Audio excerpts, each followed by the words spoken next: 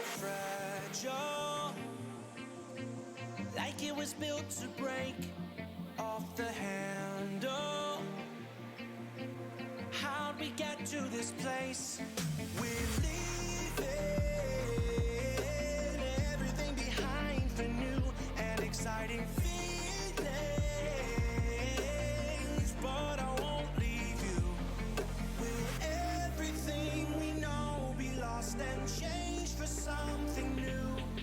Only time will tell, but I'll be holding you. I'll be holding you. I'll be holding you. I'll be holding you. I'll be holding you.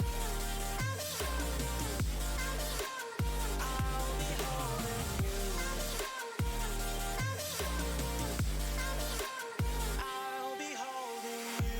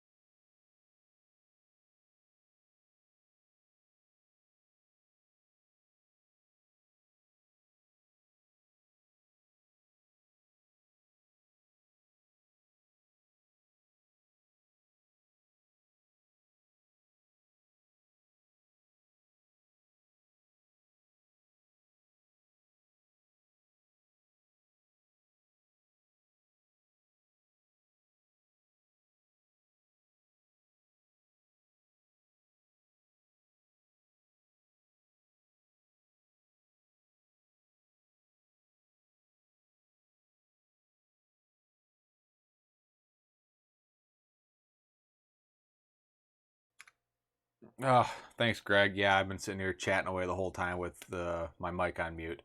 Anyways, I'm gonna start over. Today we're gonna be building the cavity frame. This is my own design. Most of this is I'm gonna say this is kind of sponsored by Banggood. They provided the motors, the flight controller ESC, the props for this build. This frame is, if you've been watching my channel, this is something that I've been working a long time on, kind of creating this in my spare time. Did a lot of 3D design and drafting to come up with this. And recently, I picked up a used CNC router and I started making my frames myself. These are made at my house, in my garage. Every one of them's done by hand. They don't look the best because, you know, go a little crazy with the CA glue because I do chamfer and seal all the edges on these just to make them that much nicer for everybody.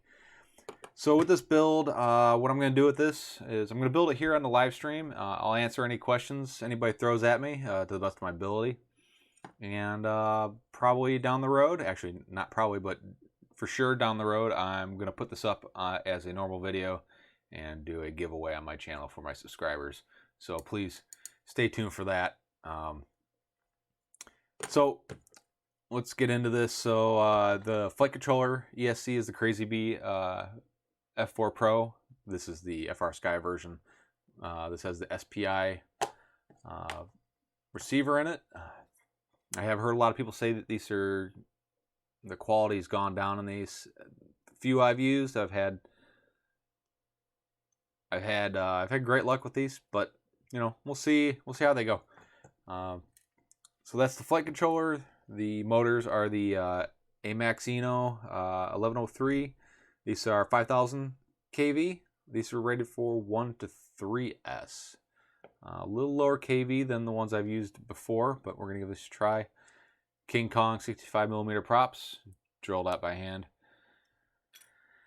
And the AKK all-in-one VTX camera in a custom-made TPU 3D printed mount. So let's go ahead and get this thing together.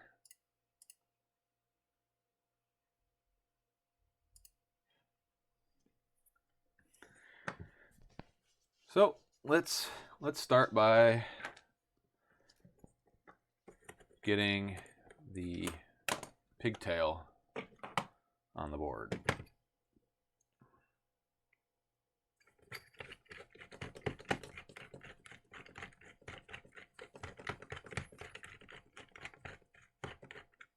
Actually, no, we're not gonna do that first. First thing we're gonna do is gonna yank off these connectors here. So these things aren't too easy to get off. You just gotta kind of peel them off with your fingernails.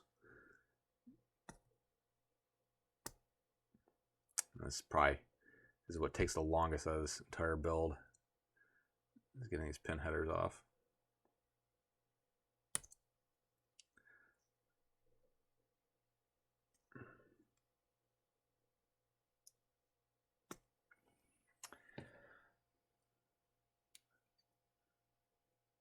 Just grab onto a set of side cutters and just lift them off. They come right out. Or they get cut, one or the other. I mean, either way, we're not going to need them, so no sense in saving them. You just don't want to damage the board underneath it. There's 2.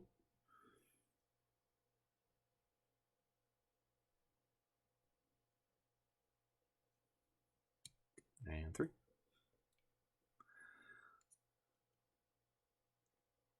And 4. And that's all 4 of them.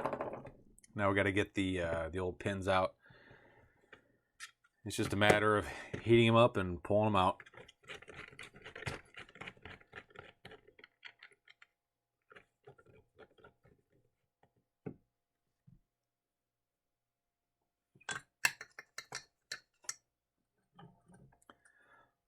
Got my old trusty Hacko going, 850 degrees, because I don't like to hang out on the parts any longer than I have to. So what I'm going to do here, I'm just going to grab a hold of the pin with a set of tweezers. Get a little solder to make a solder bridge between the iron and the work. Get it hot and pull it out. There you go. Nice and easy like that.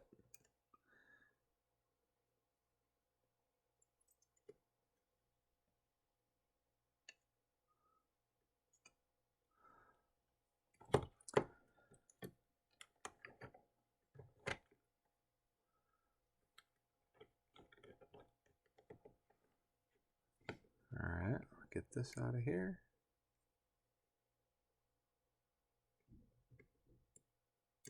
One, 2, and 3.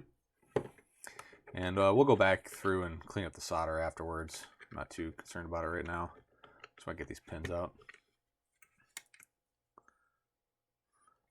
And if you're curious where I got this vise, go to Thingiverse, type in vise. That's all it takes. Then you'll find the vise. It's like the second one there. I've made a few of these. These things are pretty nice. Pretty nice vise.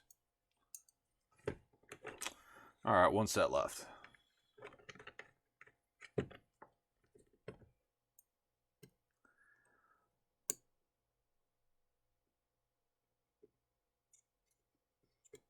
Three,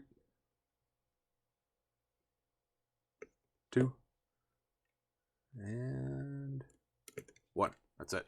Got them all? All right, and we'll just go back through and kind of touch up solder pads a little bit.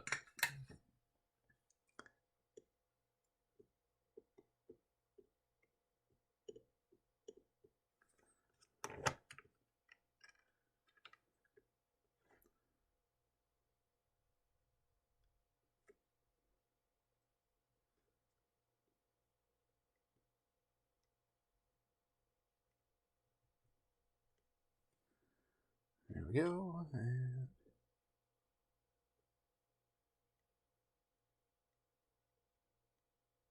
there we go. Those are all cleaned up now.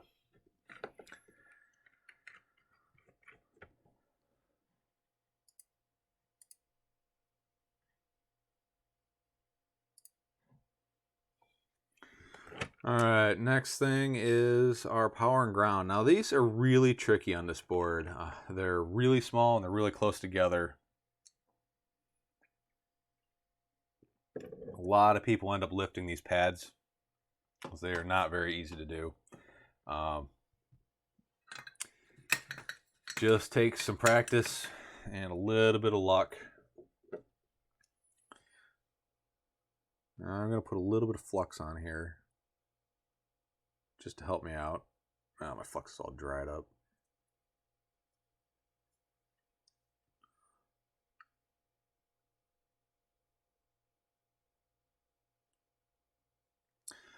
And by a little bit, I obviously meant a ton. That was a lot of flux.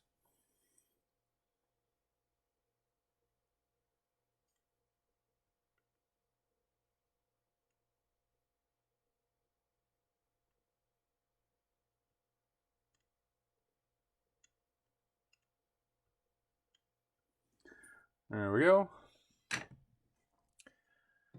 And I'm gonna grab a brush. Be right back.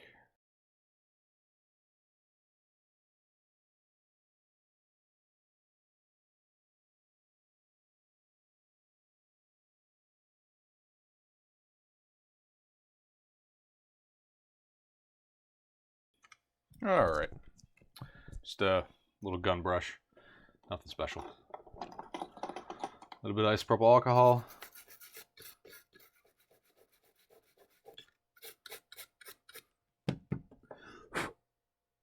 Clean that right up. And this is the first time I've bought a pre-made pigtail. I'm a fan of making my own stuff, but I figured I'd give it a shot this time. Just want to see what kind of material we got on here. A lot of the stuff that comes from overseas has lead-free solder on it. If it's anything classified as a children's toy, a lot of exports require anything to be soldered to be lead-free, or all products to be lead-free. I don't know if this qualifies or not, but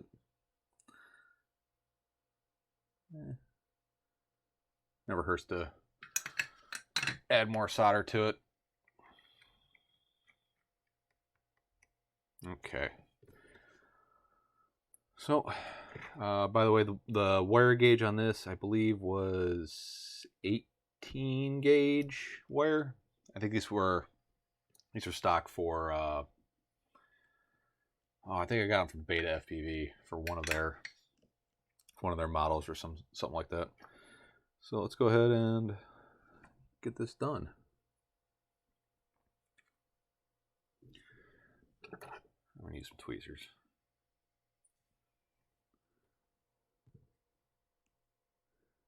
And it's definitely not a good idea to wave your soldering iron around over the board like I'm doing. There's a good chance you could drop a random ball of solder someplace and ruin the board. There's our power.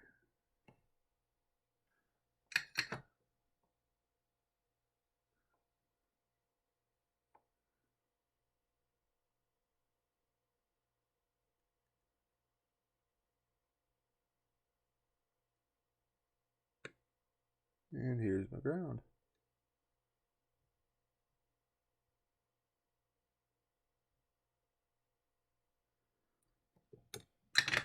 And we'll cool that board off real quick.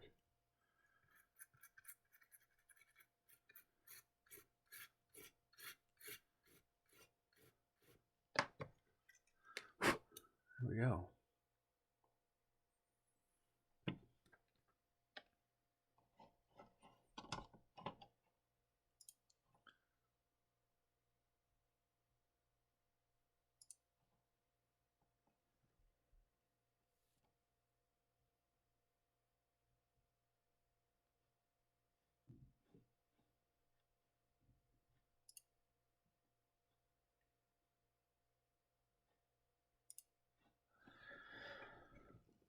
So we got that soldered up there. Let's see if I can refocus this camera a little bit.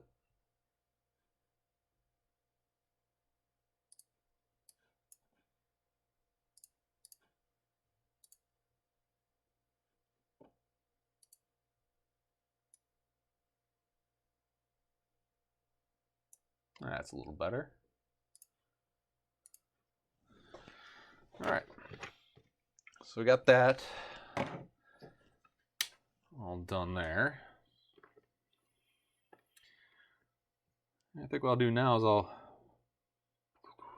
let's see, where do I want to go with this next? I think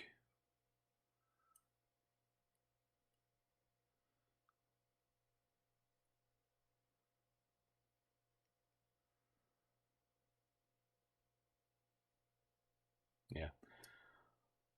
So we'll go ahead and solder up the motors, or mount the board, solder up the motors. So just M2 by 12 screws.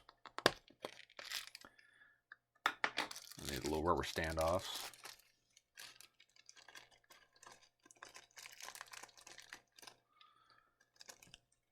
And this stuff is just total junk. I don't need that.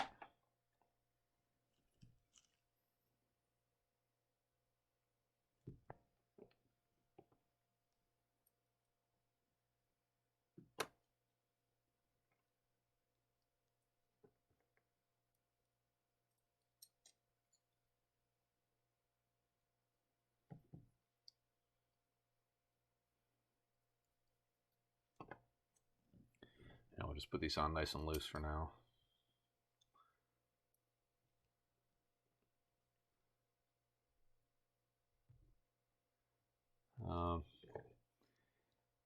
So my design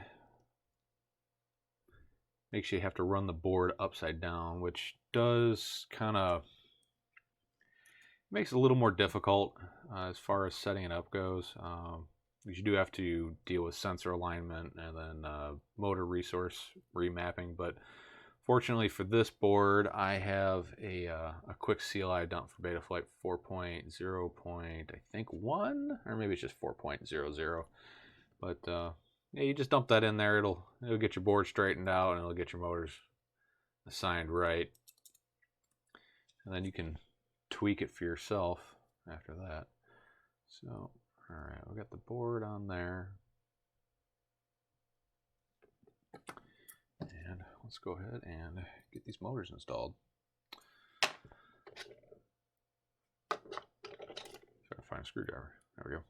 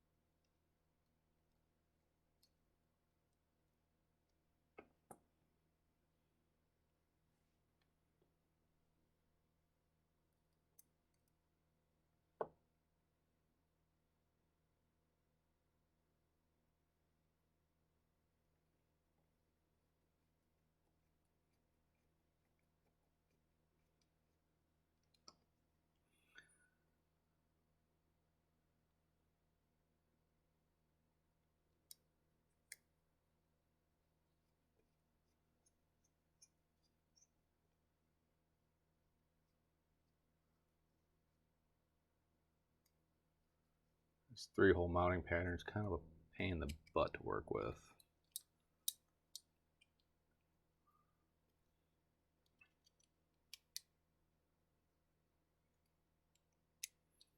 Definitely have to put everything in loose first.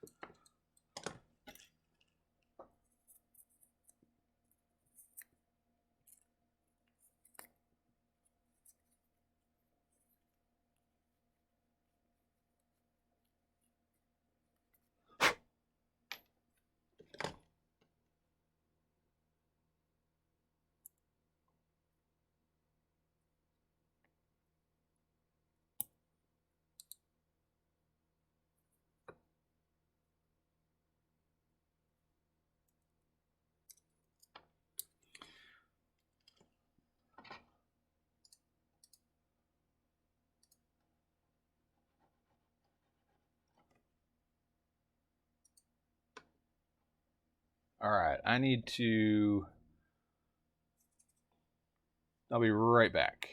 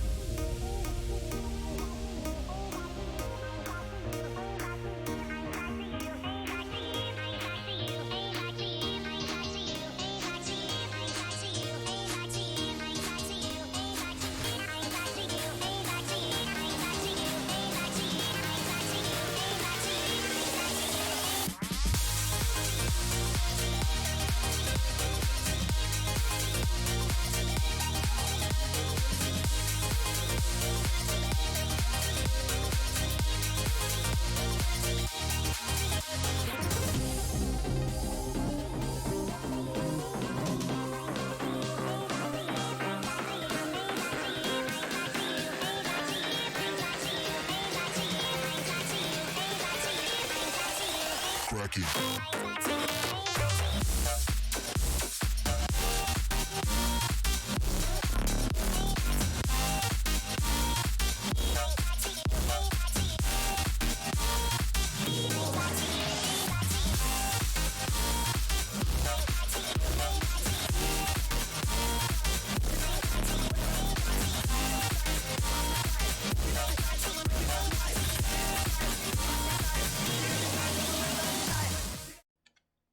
All right, I'm back. My dogs were upstairs going absolute bonkers over about something. Turns out we got a possum eating the cat food. They weren't too happy about that. All right, back to this. I'll get these stinking motors installed.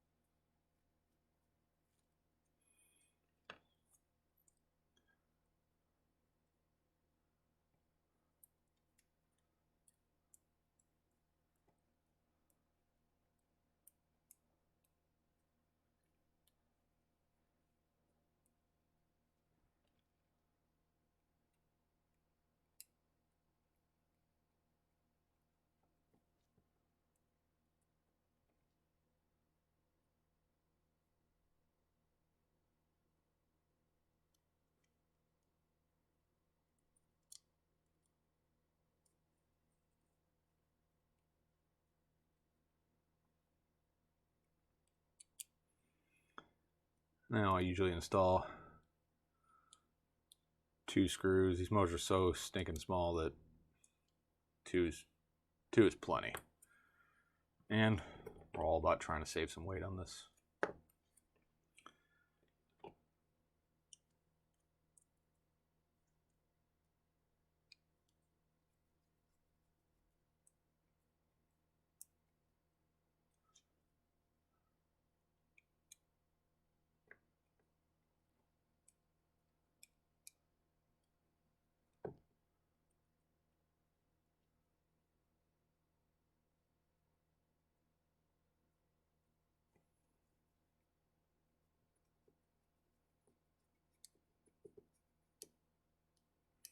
You can put in 3 if you want, but there's really no need for it.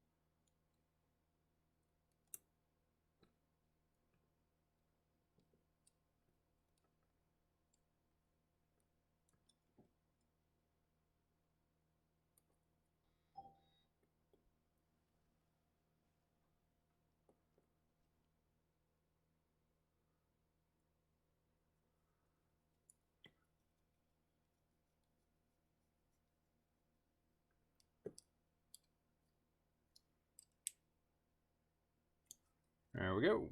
Motors are in. It's a final tightening. Loctite, not really needed. These things aren't going to vibrate loose too easily. The holes in the frame are pretty darn tight.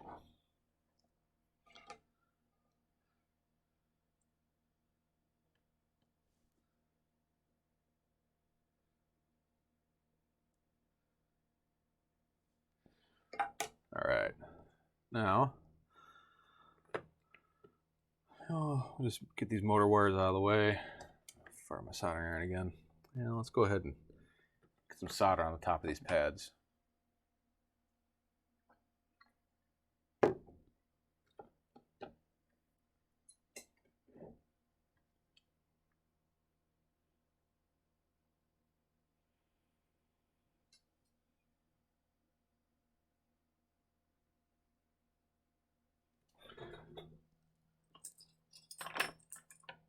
see if I can't move the camera down a little bit closer to the work here.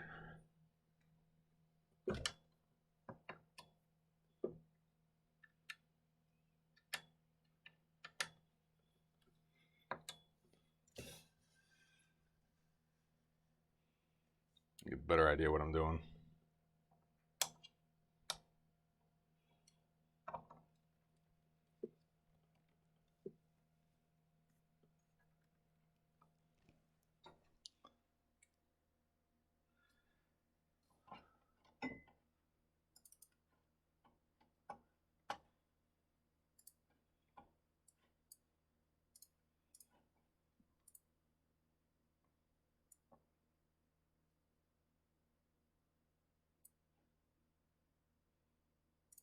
There we go.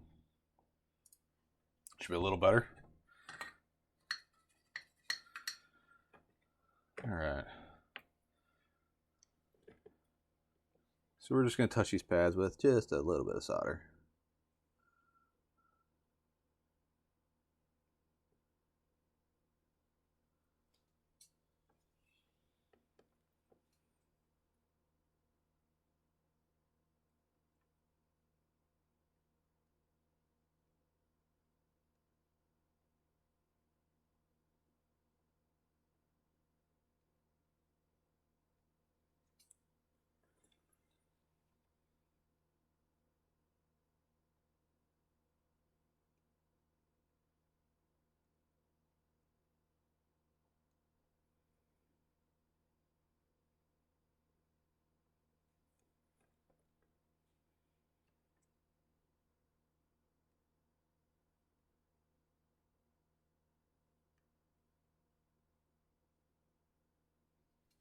There we go.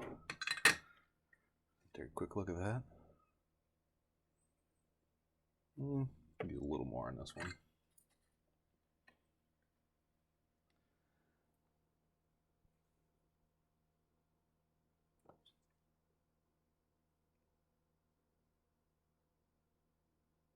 There we go. This look pretty good. All right, let's go ahead and trim these guys to fit. A lot of times I'll just put one motor on, solder it up at a time, so I'm not dealing with this rat's nest of wire. But didn't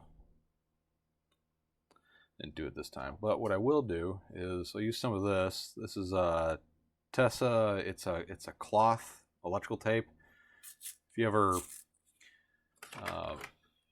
look at the wire bundles in your car, like on the interior, they're all covered in this cloth tape material. It's pretty tacky and it deadens vibrations too. It's pretty nice for building quads.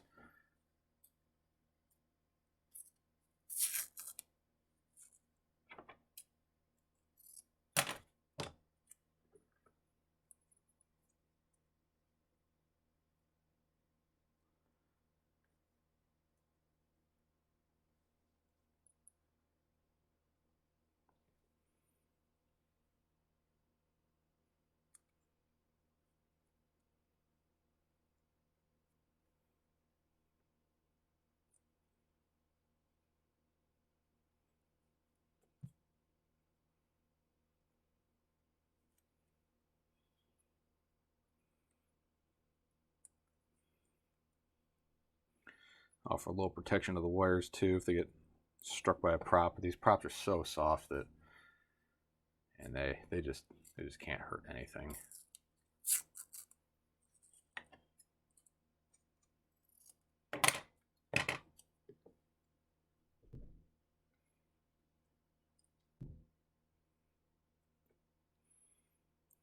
And right now it's dawning on me, I probably should have plugged this flight controller into the computer just to make sure it actually worked. Oh well.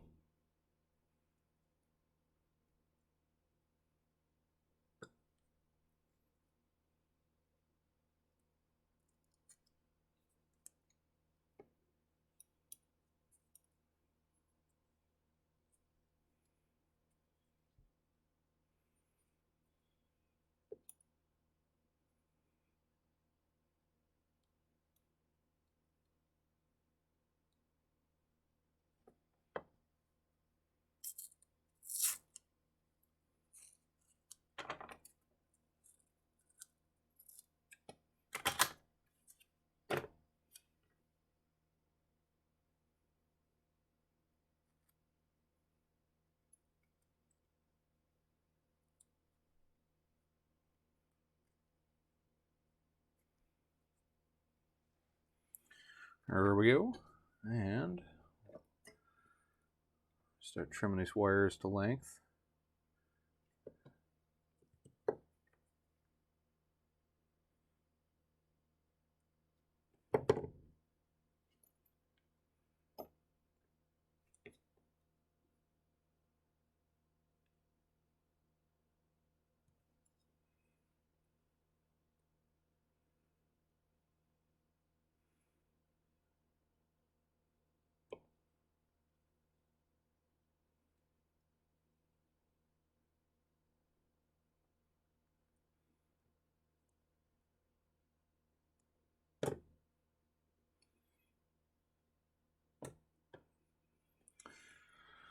All right. Tin these guys up.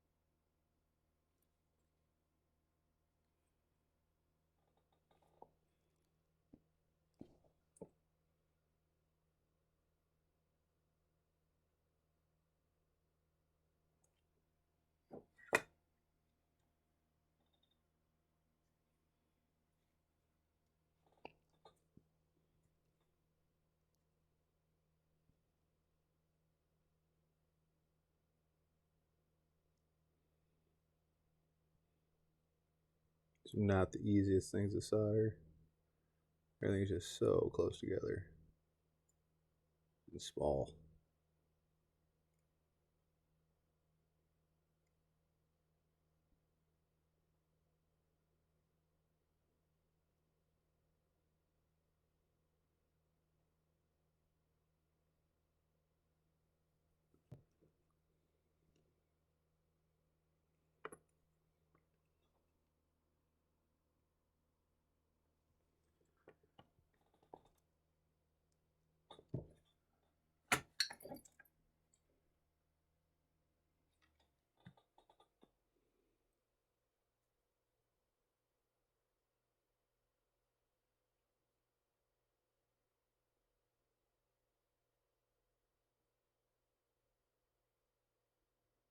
All right, let's see how that looks. Oh, where's my jeweler's loop at? There it is.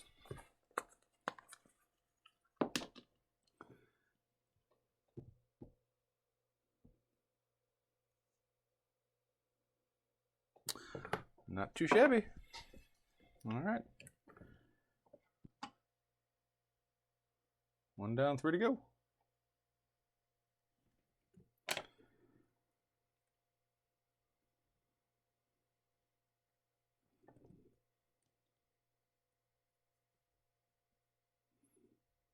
Yeah, I totally should have done 1 motor at a time. This is ridiculous.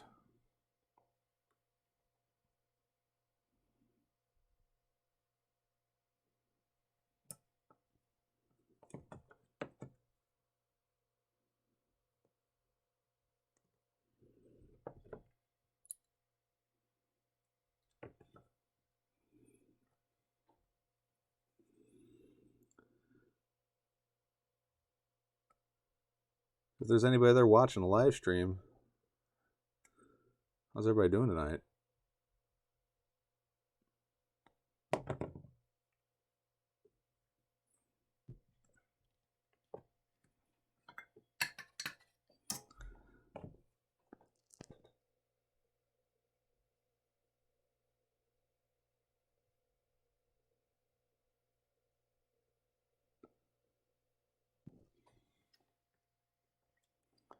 Well, I hope everybody's doing good.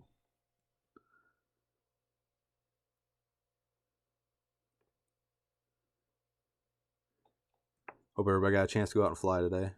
It's beautiful here. Had a nice race. Good times were had by all.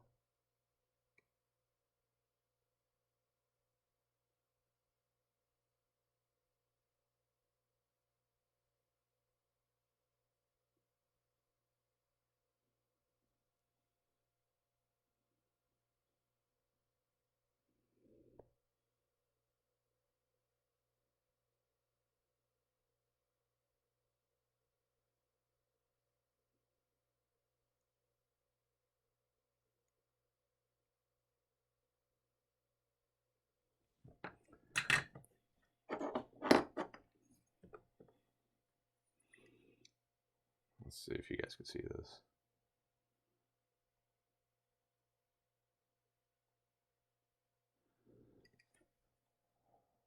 Mark at 0. Glad you got a chance to go out and fly, man.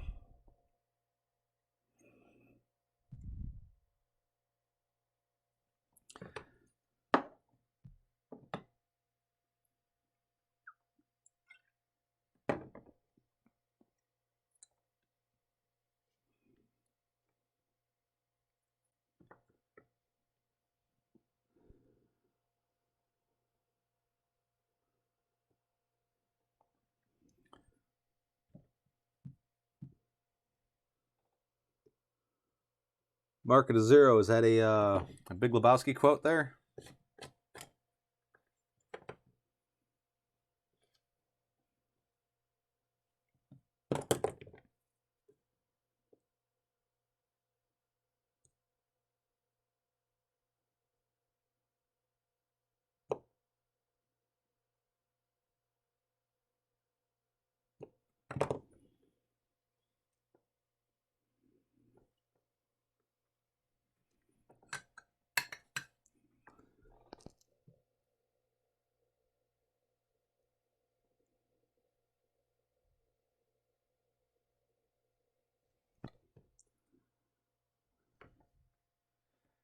Nice, very nice. It's one of my favorite movies.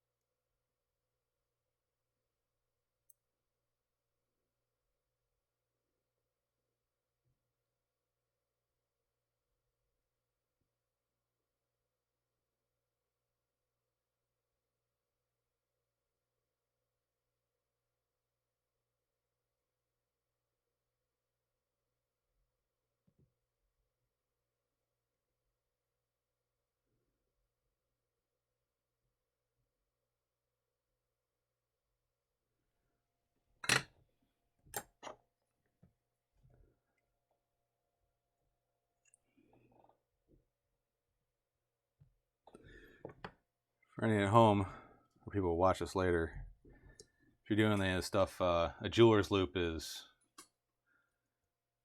indispensable. Next to that, a multimeter.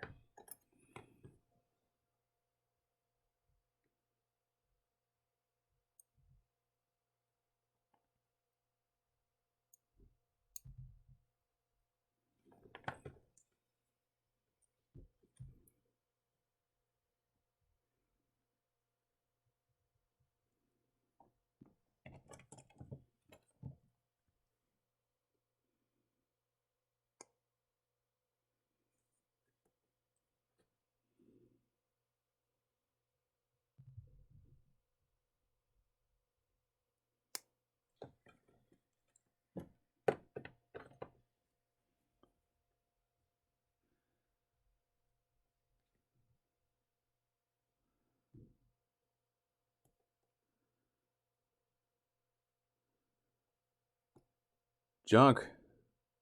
Cool, man. Nice to hear. 6S or 4S? What are you rocking?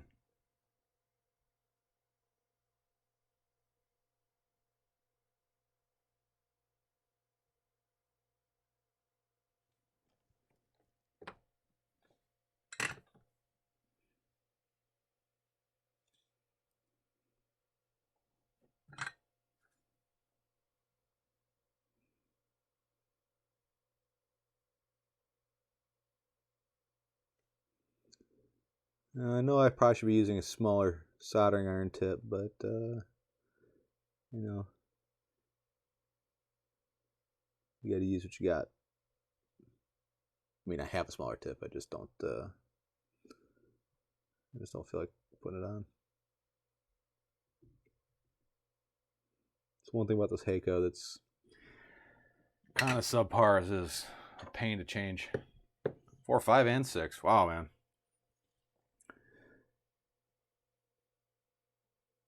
I skipped the 5S train and just went from 4 to 6. all my racing rigs are all 6. My freestyle, they're still at 4. I have plenty of forest batteries to destroy before I move on from that.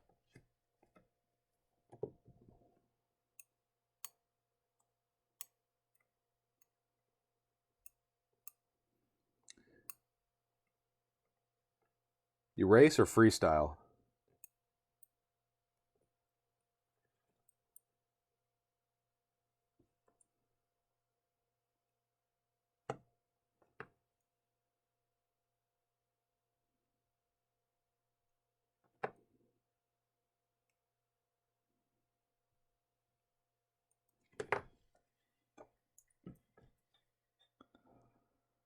Give this all another good once over.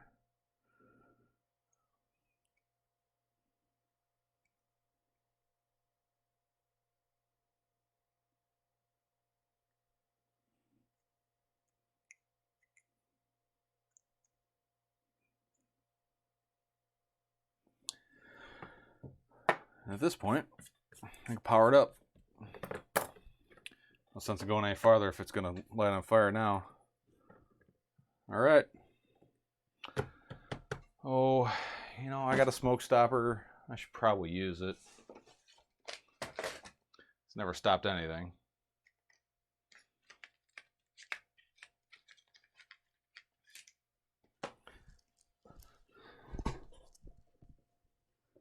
Doing them flippy floppies. It's fun stuff. I got this this little solid state smoke stopper from Race Day Quads. It's pretty cool. It hasn't saved me from anything yet. So like when it shorts out, you know, the opens up the contacts and doesn't allow current to pass. All right, here we go. 3, 2, 1, contact. All right, that's good.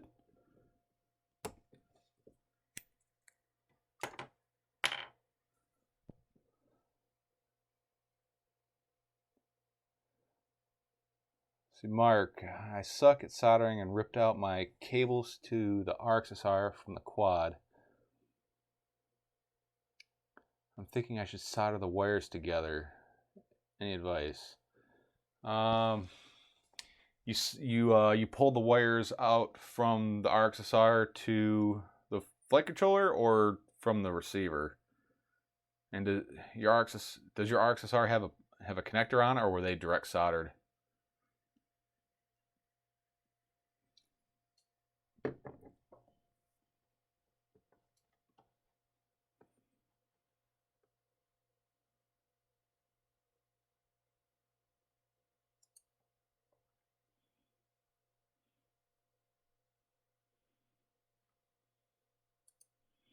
All right, I can never remember which pads are which on this thing, so I always have to bring up a schematic online. Let's see here. Let's see, going from the antenna ground 5 volts, video out, video in. Video out, video in. All right.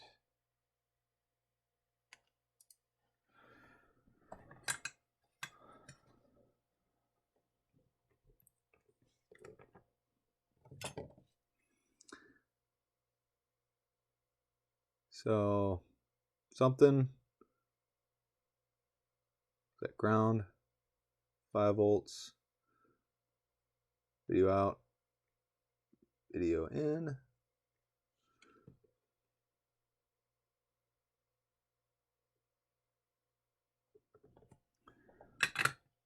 Two is the camera.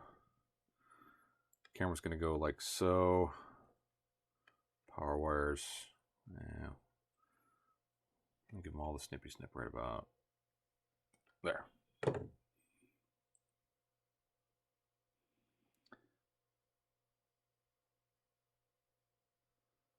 Okay, so your flight control had pins on it. Direct solder is for sure the best way to go as far as like from a security standpoint. Not security like, hey, someone stole my money standpoint, but from security of having them from coming out. Anytime you can, anytime you can get away with soldering something direct as opposed to doing a connector, the better. So I'd recommend soldering them direct if there's still some meat on the board to solder to. That's typically the problem, is when you pull them off, is you end up damaging the board. But you know, I don't know how bad your board is at this point.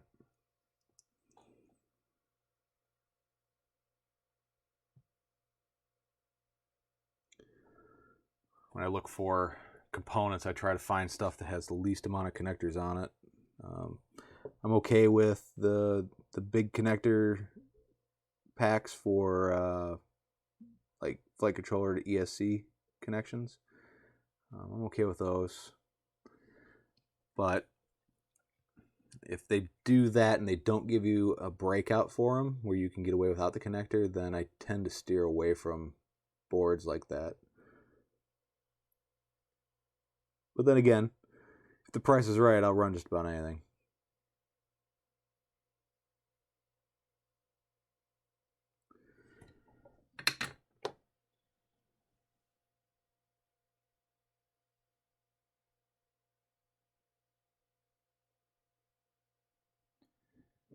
Yeah, solder practice. Yeah, soldering is a way of life with this stuff. Let's see, video out and video in.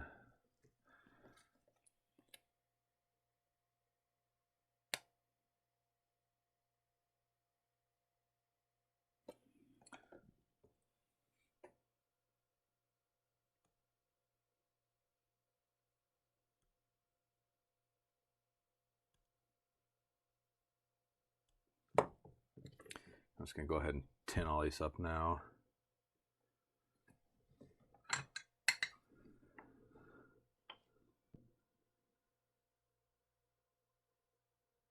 And again, soldering over a board is not a good idea.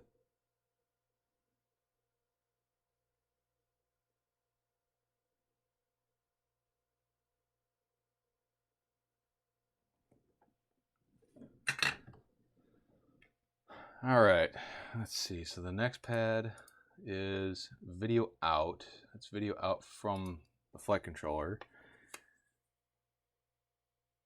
Video into the VTX is yellow, or at least I assume that's the way they write it.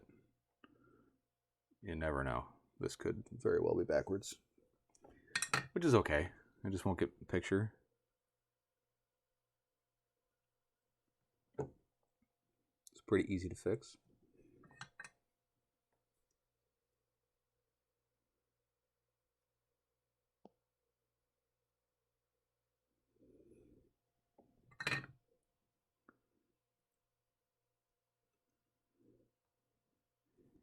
And let's see, green was video out from the camera, which needs to go to video in on the flight controller so the OSD can impart its magic.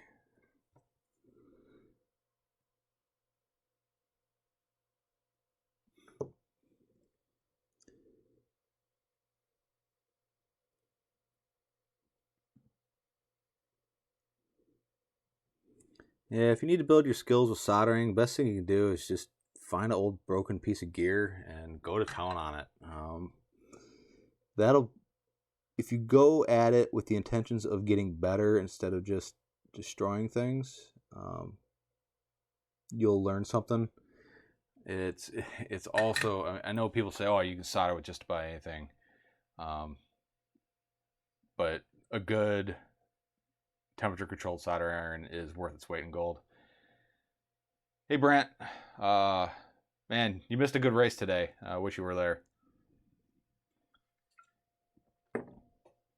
Gonna build up that cavity tomorrow. Cool.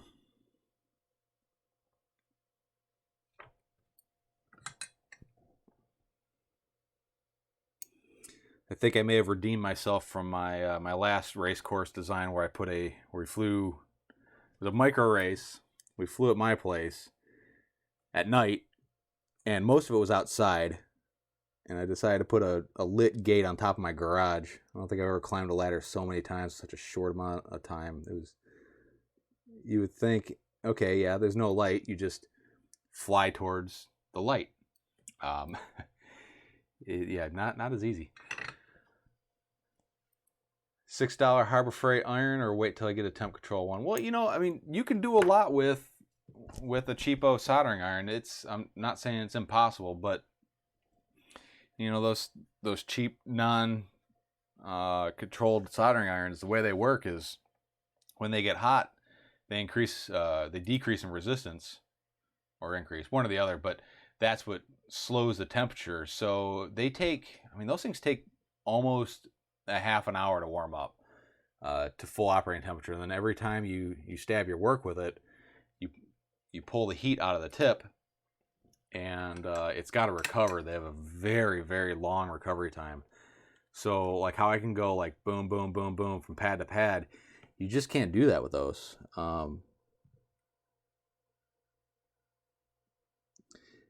you know, if you're looking for a soldering iron and you don't have a lot of money to spend, there are some good, inexpensive, somewhat temperature controlled soldering irons. But if you've got the money to get a TS100, I know everybody says, "Oh, get a TS100, get a TS100." Well, they're pretty darn good. Between that and the TS80, both are great. I actually like the TS80 better than the TS100 at this point. But that's just because it's USB-C powered. So basically, whenever anybody asks, they say, well, if you have an iPhone, get a TS100. If you have an Android, get a TS80. Because, you know, you're going to have the USB-C cords and wall warts and power banks and stuff like that around to use it. It's lower wattage, but man, it puts the heat to the work way more efficiently than the TS100 ever did.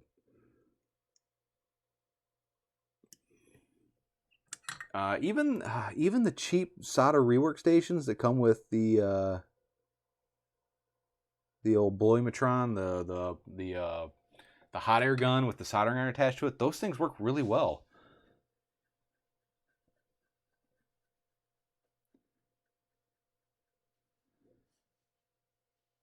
Yeah, fine tip, solder, and then some flux, like a liquid flux like this, or a flux pen. Flux pens tend to work pretty well too. All kind of depends on how much flux you use in a given period of time. All right, well, this is pretty much done as far as soldering goes. Oh, here's a tip for everybody at home. When you're done soldering, take your iron, clean the tip off really well with whatever scouring pad came with your soldering iron, or the sponge. Take a piece of solder and get a nice nasty ball of solder on the end of it. Carefully put it away and shut it off. Let that solder harden over the tip. That will keep the oxidation from forming on the tip, which will make it, well, the oxidation basically keeps you from being able to apply heat to the work, and the work is, you know, the board or the wire. TS80, that's this guy here. It's a little portable soldering iron. It has interchangeable tips, and it runs off USB-C. I don't know how well you can see that. This camera doesn't focus well. Runs off USB-C. You can solder XT60s with it. It's pretty slick. And to give you an idea how big it is, it's almost nothing. TS100, same sort of thing, but it's older.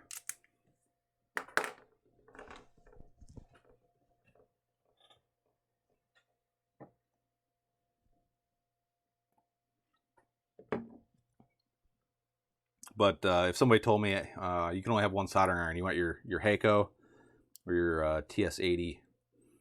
I'd have to take the TS80.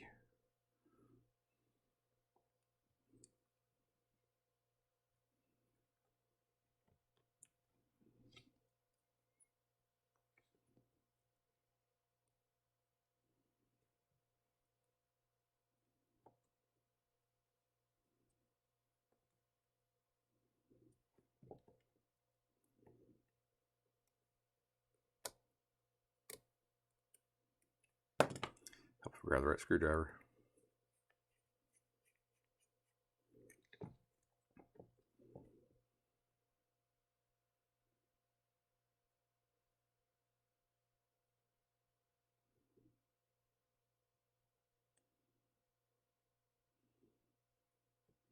Junk, which one'd you get? The the 8878.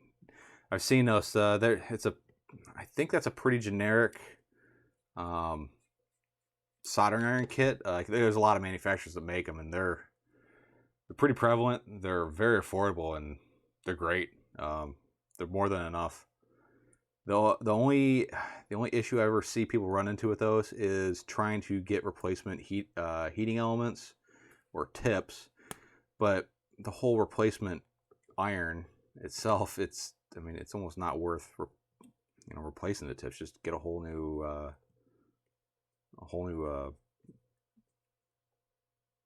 soldering iron assembly.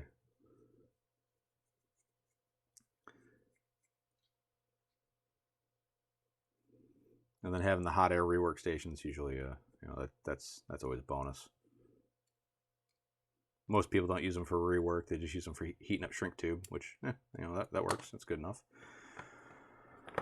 All right, well, that's pretty much the build. Go ahead and throw some power at it. Make sure I got video.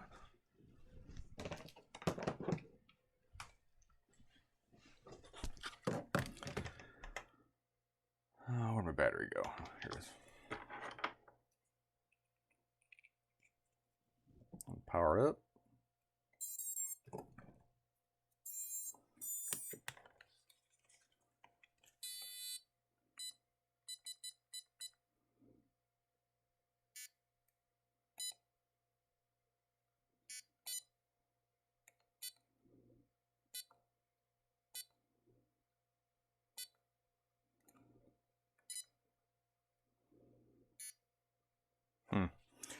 No video.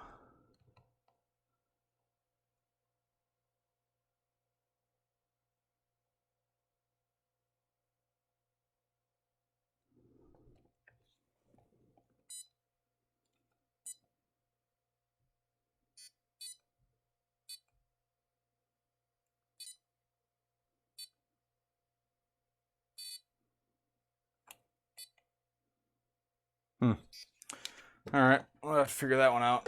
Probably,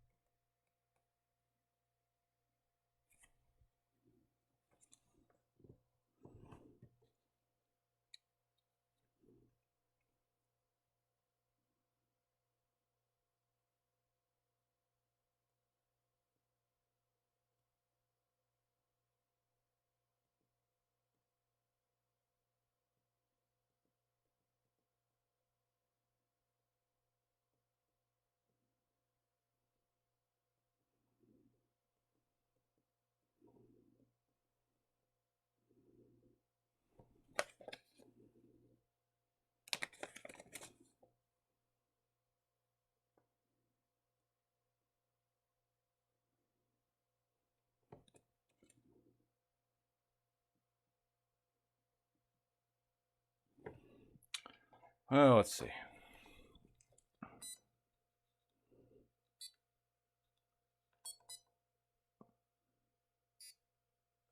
All right. So, pretty sure I got the VTX wires backwards. That's all right. Pretty common. If you don't know how you don't know how they're writing it. Video in, video out. Does that mean video out to the VTX or video out to the camera? This is one of those things.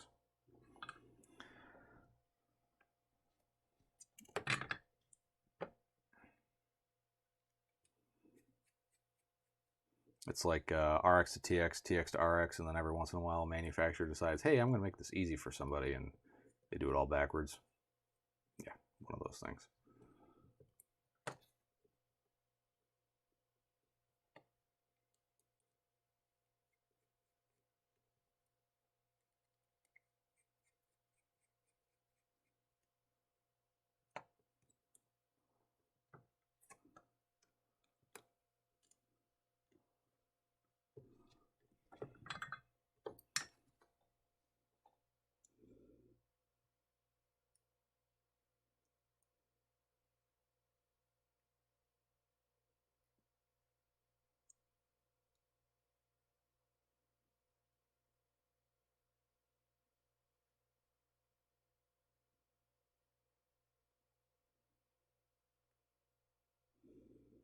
All right, let's give that a shot.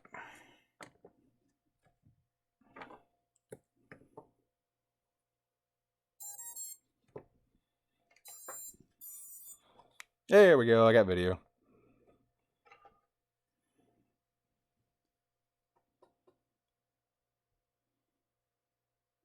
Yeah, I didn't think that would come through, but you know, at least you can see it. Yep, that's what happens when you swap the video in, video out. You just get like a black screen. Not a big deal. The only thing that's really a big deal is if you swap the battery lead, or the power and ground leads. Some stuff doesn't do well with reverse current. Some stuff handles it just fine. It's just best not to find out. So that's that.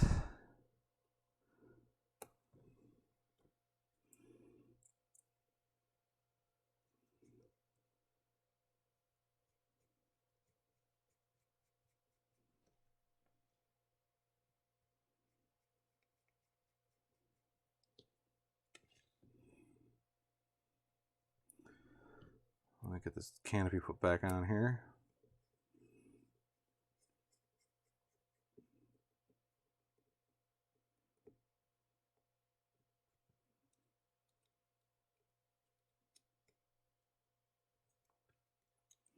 A little tip for anybody who decides to build one of these things. These power leads pull out really easy from the board and you end up destroying the board. You should put a zip tie around the arm and the power lead.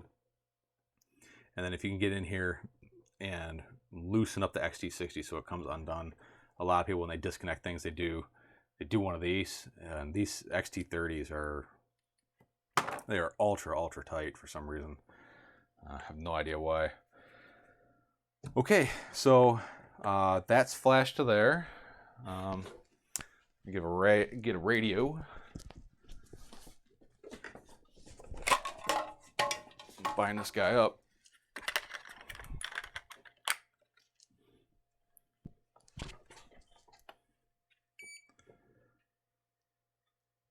Go ahead and zoom you guys out a little bit.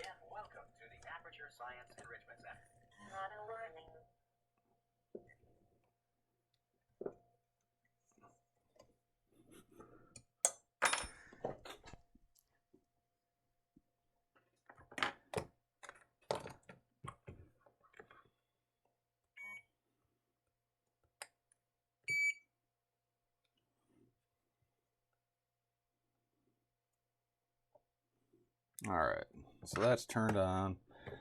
I don't need that yet. All right, so what we got to do now is we got to get into Betaflight and program this guy. So I'm gonna switch to desk cam here in a second.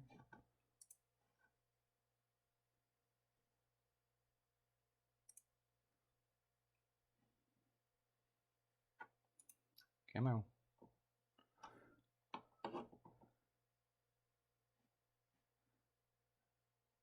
It's getting late in the day on the weekend and my internet's getting pretty bad.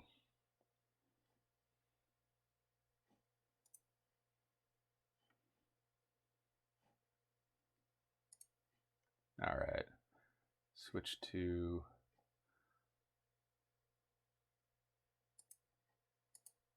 my desktop view. There we go. And go ahead and plug this guy in. There we go. All right, so these Betaflight or these Crazy Bee boards, they come pre-flashed with Betaflight 4.4 or 4.00, but it's like a pre-release version, so we need to get rid of that and flash like the official 4.00. So Crazy BFR 4002, that's fine. Load firmware and flash, and it's not going to work. So what we got to do is open up the Immersion RC driver fixer.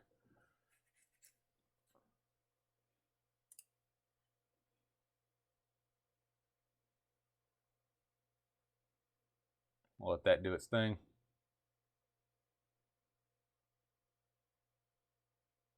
I really wish I could explain what it's doing, but I have no idea. All I know is it works. Impulse RC driver fixer, not Immersion RC, sorry.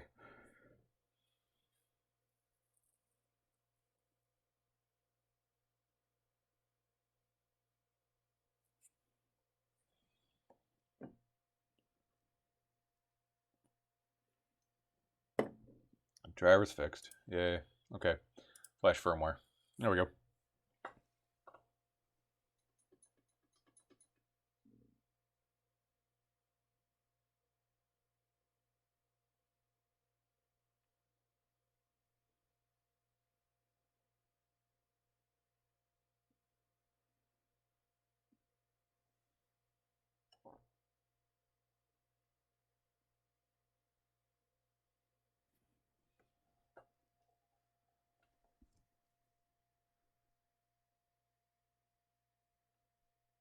All right.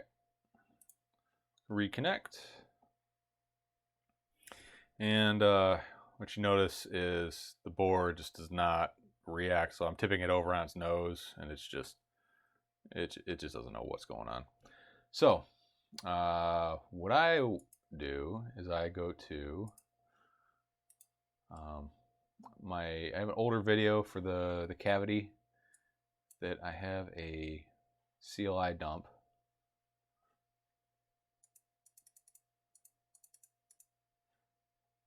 And I'm just going to use this because this will get you set up 99% of the way there.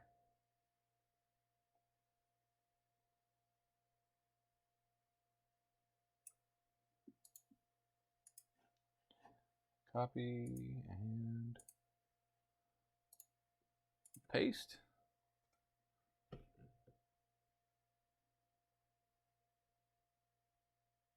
If you see any red go by, that's usually a bad sign. I mean, something's not right. All right, so that's pretty much spot on. All right, so we're gonna go to ports, and I soldered my VTX wire to UART1TX, and I believe this thing is smart audio.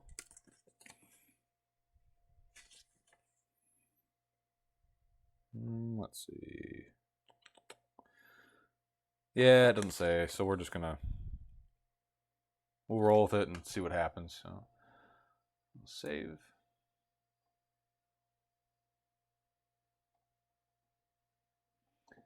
All right, configuration. Make sure everything looks pretty much spot on. D shot. As far as this flash goes, I'm going to run props in. Or out, I guess. Yeah, out. Props out from the nose. And let's see. S bus. FrSky D. You don't want to use X. X is a D16. D is a D8. There's a lot of problems with these boards with the SPI receiver on D16. A lot of weird lockups. So I'll stick with FrSky D. So you're going to bind in D8 mode. Dynamic filter, anti-gravity, OSD, air mode, telemetry, all that stuff. D-shot tones, Power and battery, doesn't really matter. Fail safe, just make sure it's auto, auto, auto, auto, and then the rest should be hold. PID tuning, go ahead and plunk in your rates.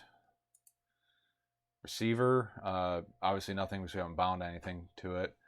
So the cool thing about the SPI is you can bind without actually having to find the button by typing, let's see, I think it's RX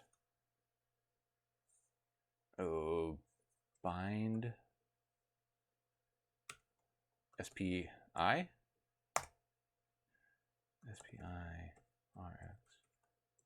D.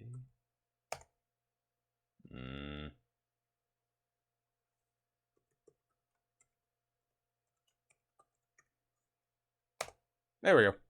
Bind underscore RX underscore SPI. So that will put it into binding mode.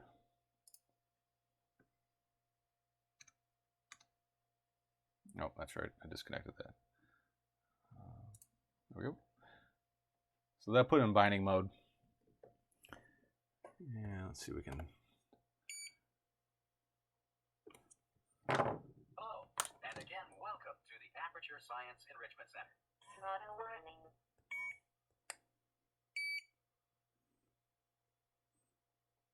And bind. There we go. See, it's flashing. That means it's bound. And go back to Betaflight and type save.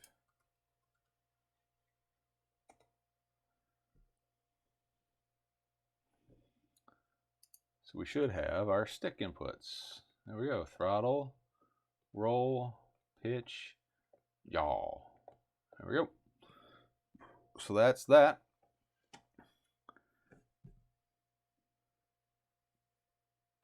And now if we go back to the drone itself, I'll put the radio over here on the bench next to me.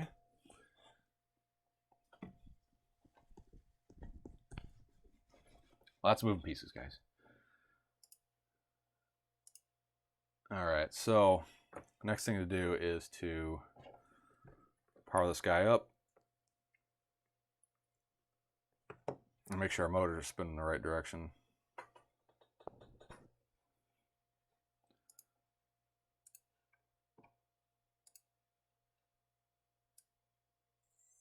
So I'm running motor 1 and it should be spinning out. These little guys are really hard to tell. You just kind of take a piece of paper and see which way it goes. So that one's good. Make sure when you do these that the motor you're trying to turn is the one that's actually turning. That one's good. Motor 3 is backwards. So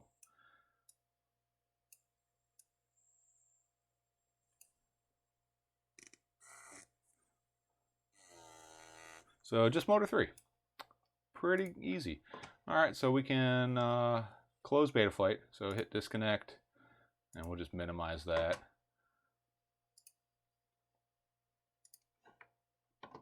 And what we need now is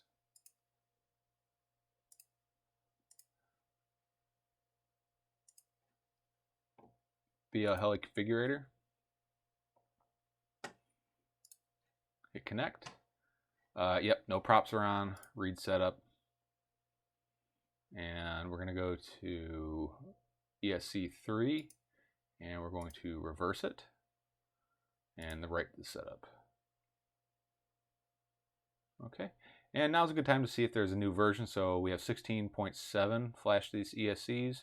So go to flash all. 16.7 is the latest. Cancel, disconnect, close out of that, back into Betaflight.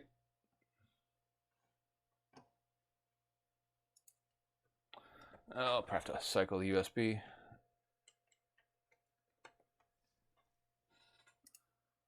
And back to motors, just to make sure what we did took. Let's spin them up and just check one more time.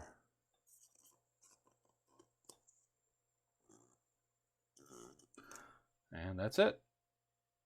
Other than setting up personal settings like your OSD and things of that nature, that's it. She is pretty much done.